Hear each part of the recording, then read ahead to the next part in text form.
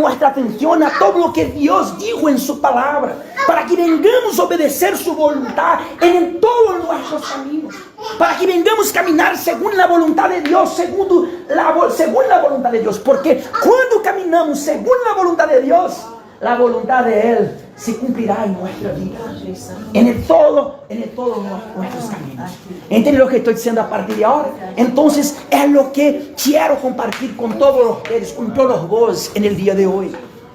Dios quiere salvarnos, sin embargo debemos actuar. Sabe, Pam, le bon Dieu dit, tu l'es no frappé, tout bagay va l'ouvrir, et tout ça nous mande, bon Dieu va bandou, pas impliquer bagay matériel. C'est pas comme ça, ah bon Dieu, vamos uma machine, e ninguém uma machine, vamos um carro, ninguém um carro, non. Mais bon Dieu voulait dire, peut-être c'est comme ça tout, mais c'est tout ça qui, selon volonté parle. Il y a un peu de monde qui a plein comme ça, pour que ça nous mande bon Dieu, bagay bon Dieu pour tout moins, parce que tout ça nous mande bon Dieu, selon volonté parle, il va bandou, là nous gagner estriti. Bon Dieu, c'est un bon papa. Ele não é para um papá que paga em responsabilidade. Por exemplo, se um petit na laje ele ganhei, mandei para ali um machinho, para ali para bali. Parce que ele paga em estriti. Comprando, ele paga em condição por lhe utilizar um machinho.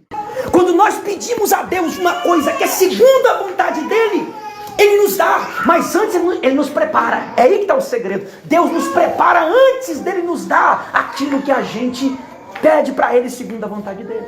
Mesma coisa, se uma menininha desse tamanho pedir pro pai dela, para o pai dela dar um carro para ela dirigir, o pai vai dar?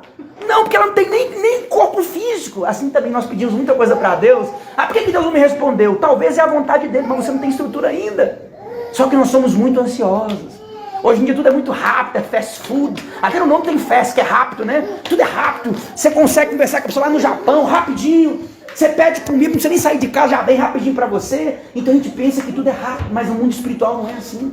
Tem coisas que a gente pede que a gente não tem estrutura. E se a gente quiser do nosso jeito, a gente vai conquistar, mas para chorar depois. Porque quando vem de Deus, vem na hora certa. Mas se eu quiser antes, eu posso ter. Mas não a felicidade que aquilo poderia trazer.